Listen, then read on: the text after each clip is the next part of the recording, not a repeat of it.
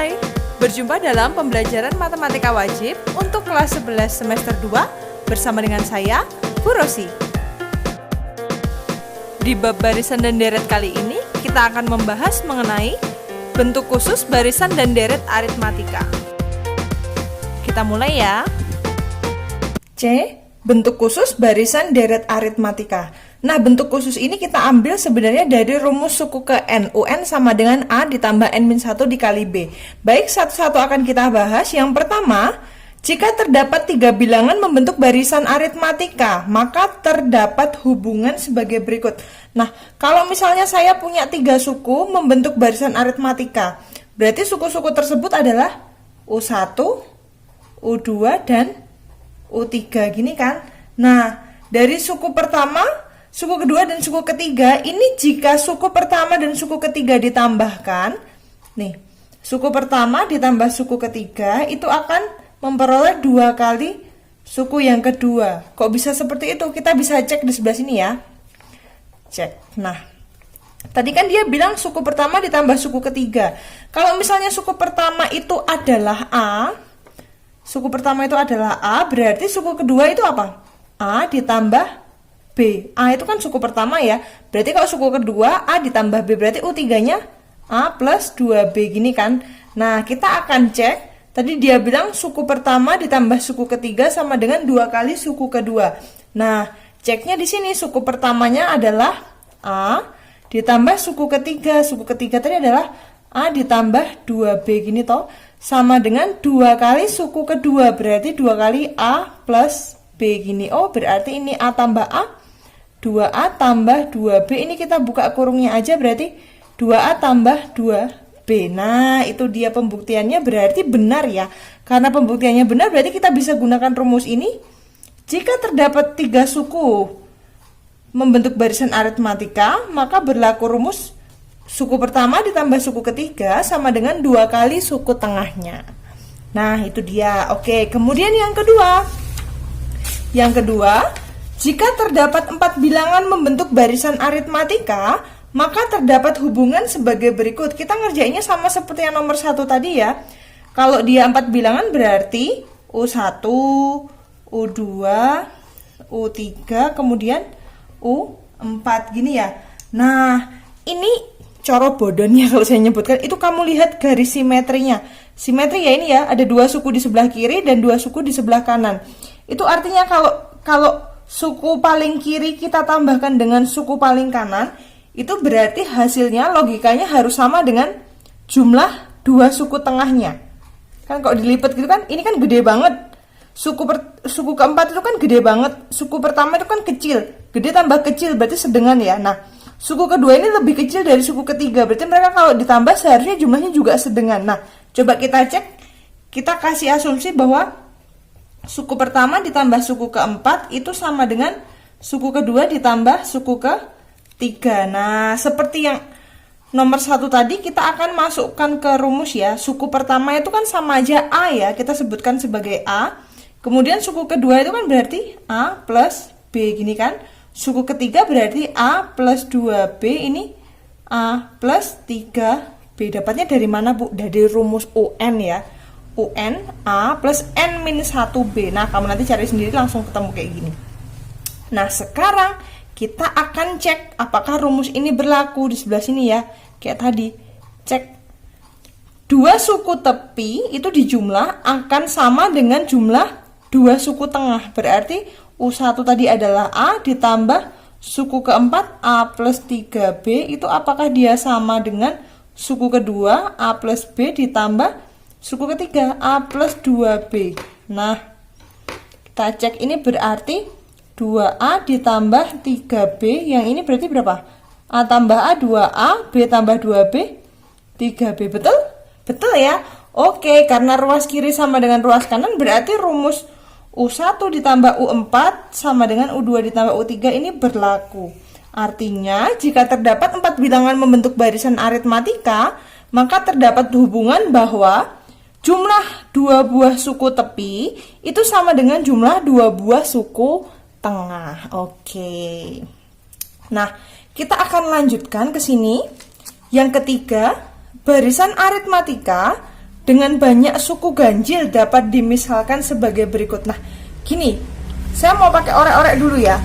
Kalau ada barisan aritmatika dengan banyak suku ganjil dapat dimisalkan sebagai berikut. Kalau misalnya saya itu punya suku, gini deh, U1, U2, U3. Ini kan ada 3 suku ya. Ini suku ganjil yang paling sedikit ya, ada 3 suku. Nah, karena tadi kan untuk rumus suku ke N itu harus ada A sama B ya. A itu suku pertama, B itu bedanya. Nah, karena dia bentuknya itu nggak bisa ditarik garis simetri, simetrinya dia tuh di suku kedua. Nah, U2 ini akan sebagai A. Kita kasih dia sebagai A. Terus U3-nya ini berarti kan kalau ke sini kan ditambah B toh. Berarti ini A plus B. Berarti kalau ke suku sebelumnya berarti harusnya dikurangi B ya toh. Berarti ini A dikurangi B gini. Nah, jadi kalau kalau tadi kan kita ambil suku tengahnya ya, U2 itu sebagai suku tengah A. Kalau kita ambil maju satu suku berarti dia ditambah B. Kalau suku sebelumnya berarti dikurangi B. Nah, artinya bisa dirumuskan bahwa suku pertamanya adalah A min B, suku kedua adalah A, suku ketiga adalah A plus B. Kenapa harus gitu, Bu? Kenapa kok dia nggak A, kemudian A plus B, kemudian A plus 2B? Nah, nanti ada di beberapa kasus untuk contoh soal itu ada perkalian. Kalau ada perkalian, ini nanti ada variabel yang kamu nggak ketemu. Kalau kita pakai yang rumus ini, yang saya kasih lingkaran ini, nanti ada variabel yang hilang, jadi kamu bisa menemukan. Nah, berarti kalau misalnya sukunya ganjil yang lebih besar lagi, berarti misalnya 5 ya. U1, misalnya U2, U3, U4 sama U5 misalnya begitu. Nah, kita juga akan letakkan nilai A-nya di suku yang tengah. Suku tengahnya siapa? U3 kan? U3. Terus berarti kalau maju satu suku berarti A plus B. Ini suku kelima berarti A plus 2B gini. Kalau mundur gimana, Bu? Berarti ini tinggal A min B gini toh. Mundur satu lagi A min 2B, begitu seterusnya kalau dia ganjil. Nah, oke, ini bisa kita tulis di sini ya. Misalnya ini 3 suku. 3 suku berarti menjadi ini tadi ya, A min B, kemudian A, kemudian A plus B. Kalau dia 5 suku, berarti kita pakai yang ini, A min 2B, A min 2B, A min B, suku tengahnya adalah A, kemudian maju satu langkah A plus B, kemudian maju lagi A plus 2B. Nah, ini rumusnya kamu inget-inget ya. Kamu inget-inget ini, kalau 3 suku kamu pakai yang ini. Nah, kalau 5 suku pakai yang ini. Lah nanti kalau 7 gimana, Bu? Nanti kalau 7 kamu cari sukunya lagi ya, tinggal dimajuin 1, dimundurin 1 gitu ya. Oke, bisa. Nah, kalau dia barisan aritmatika dengan banyak suku ganjil, berarti juga ada yang genap ya. Nah, juga ada yang genap di bawahnya. Ini dia. Nah, kalau dia genap kan berarti 2, 4, 6, 8 dan seterusnya gitu ya. Nah, saya akan ambil satu sampel aja, misalnya dia terdiri dari 4 suku. 4 suku. Langsung saja di sini ya. Kalau 4 suku itu kan berarti dia U1, U2, U3, terus U4 gini kan. Nah, kita pinjem nih dari yang 5 suku tadi. Kalau dia sukunya ada 4, berarti kan dia genap. Artinya bisa diambil garis tengah ya. Bisa diambil garis tengah. Saya mau kasih putus-putus pakai warna hijau gini kan. Nah, artinya suku 2 sama suku ketiga ini angkanya harus kembar. Kalau angkanya harus kembar, kita pinjem di sini. Nah, ini berarti A min B sama A plus B. Oh, berarti suku yang kedua ini adalah A min B, kemudian suku yang ketiga A plus B. Lah, kok kayak gitu, Bu? Berarti nanti suku keempatnya sama suku pertamanya gimana? Nah, kita lihat ya. Dari suku kedua ini ke suku yang ketiga ini ditambah berapa? Ini kan A min B, ini A plus B, berarti ditambah 2 2B. Gini kan?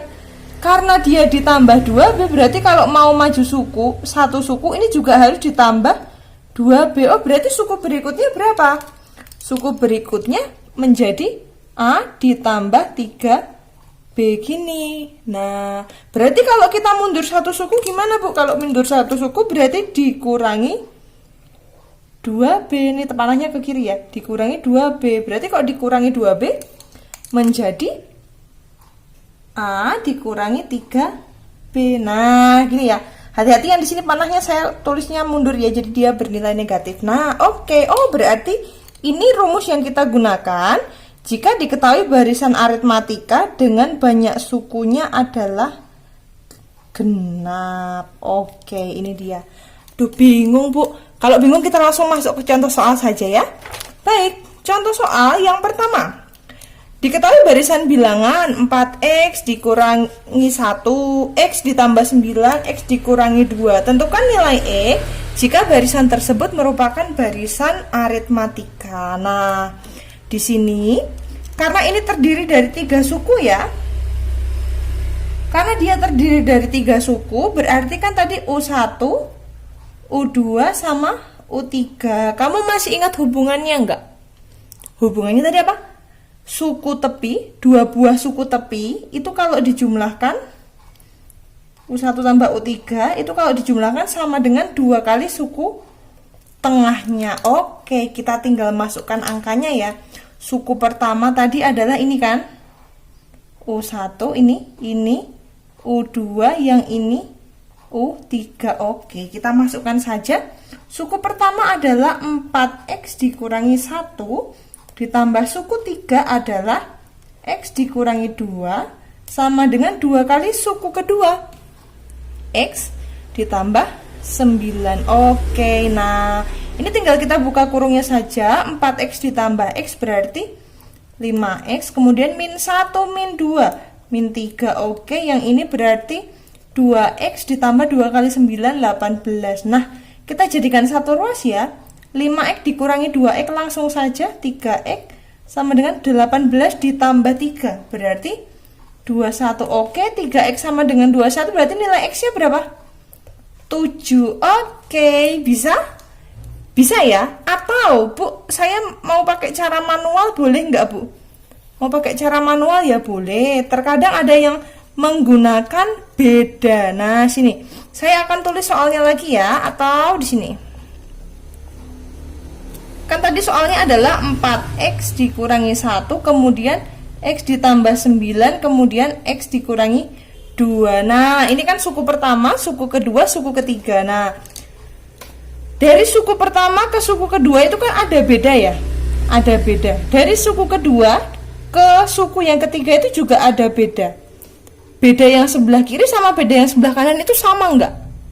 Sama, karena syarat dari barisan aritmatika itu bedanya harus selalu sama. Kalau yang sebelah kiri saya kasih nama dia B1, sebelah kanan saya kasih nama dia B2. Oh, berarti kita menemukan hubungan bahwa B1 itu sama dengan B2.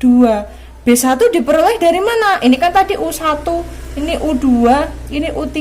Oh, B1 itu diperoleh dari suku kedua dikurangi suku pertama. Berarti U2 dikurangi U1. Kalau B2 dari mana? Dari suku 3 dikurangi suku kedua. Oke, kita tinggal masukkan saja angkanya. Suku kedua adalah x ditambah 9 dikurangi suku pertama.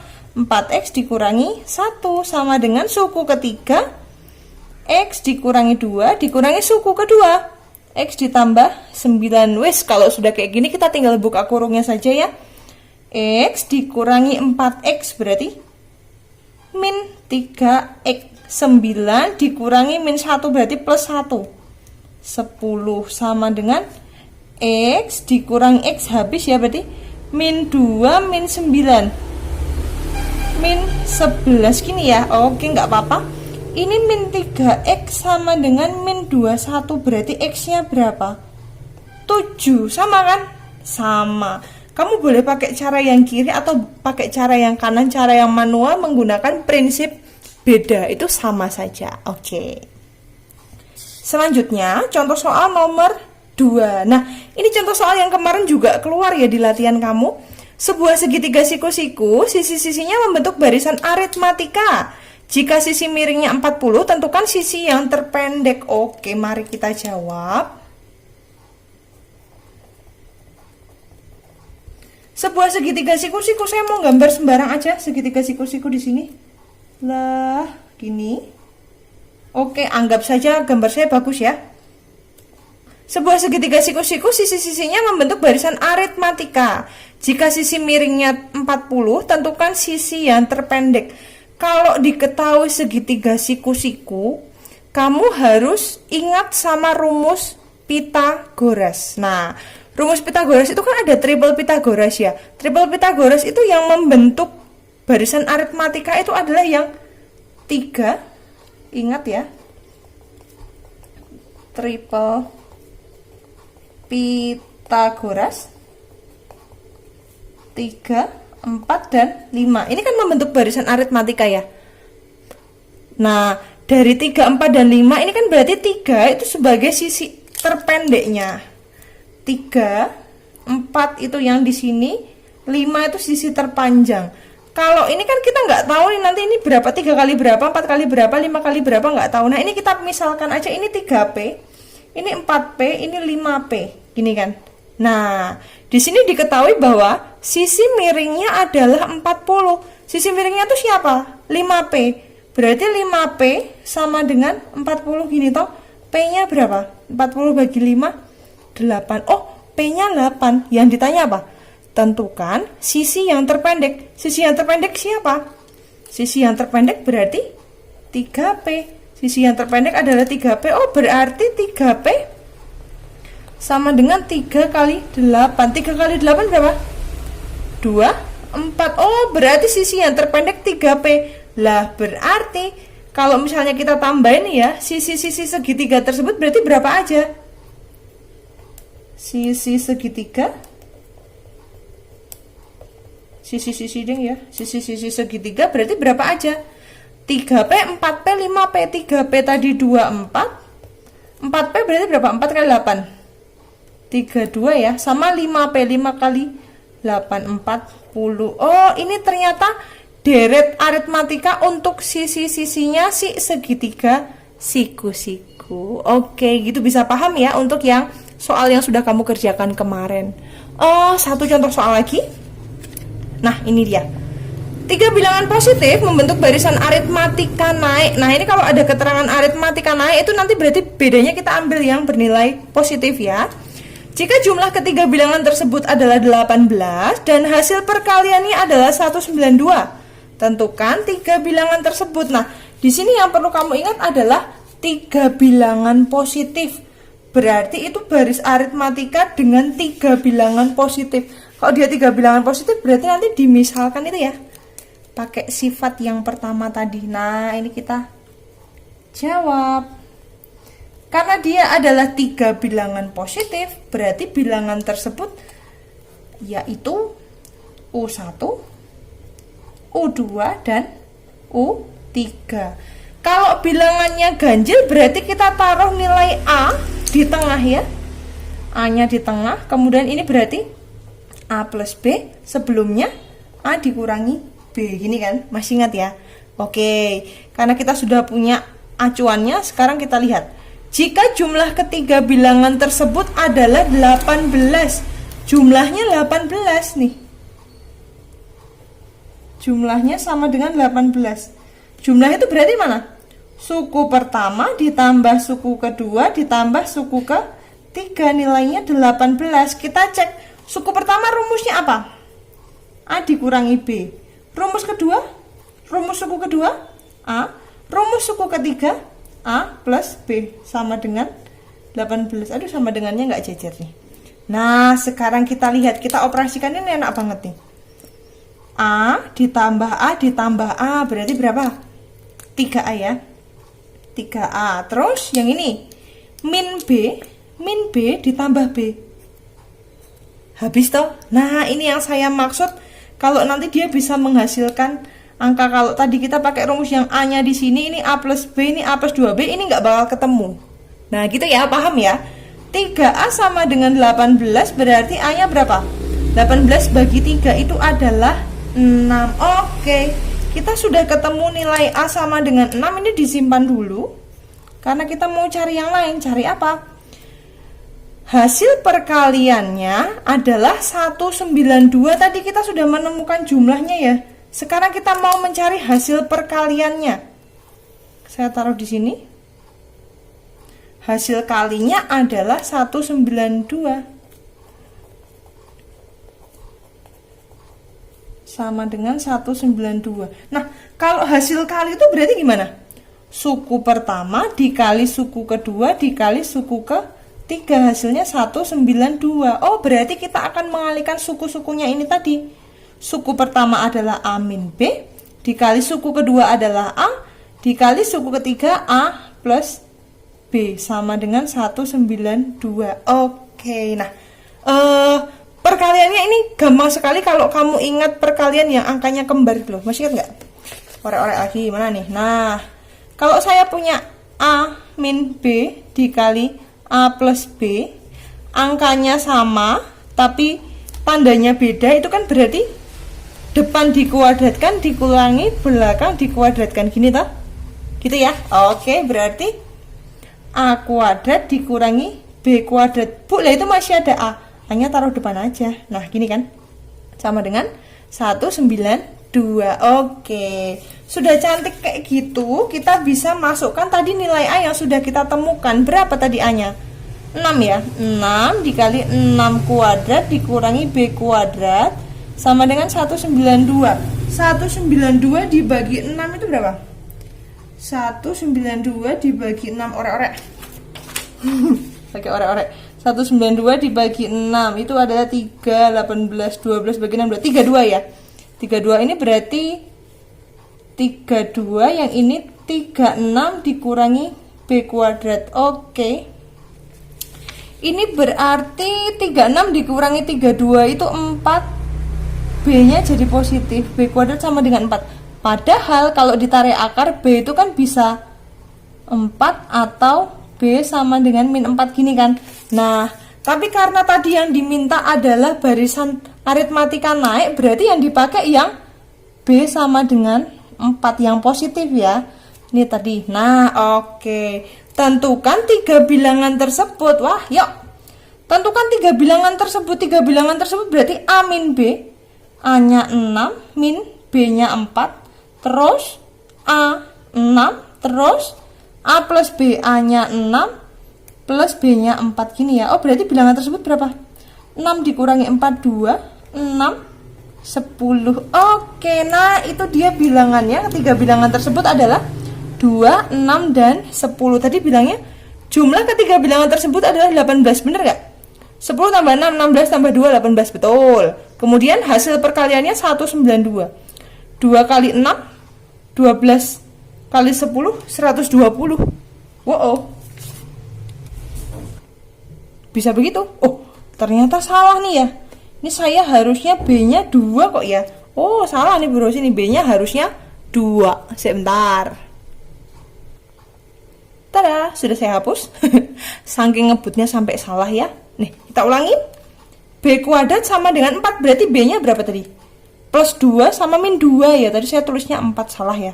Nah, oh berarti ini suku-sukunya A-nya 6, B-nya 26 dikurangi 2. Ini 6 tetap, ini 6 plus 2. 6 kurangi 2 itu 4. 6, 6 tambah 2, 8. Oke, kita cek lagi ya. Jumlahnya 18, bener nggak?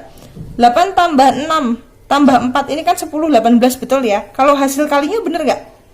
4 kali 6, 24 kali 8, 192, bener ya. Oke, baik anak-anak, sudah benar jawabannya. Deretnya yaitu 4, 6, dan 8. Baik anak-anak, kalian silahkan pelajari bentuk khusus tadi, kemudian juga contoh-contoh soal yang saya berikan. Semangat terus belajarnya. Jika ada pertanyaan, jangan sungkan untuk bertanya japri kepada Bu Rosi ya. Apapun pertanyaannya tidak masalah. Gitu ya. Baik, semangat selalu anak-anak. Terima kasih karena kamu sudah menyaksikan video ini. Sampai jumpa lagi di video pembelajaran selanjutnya. Terima kasih.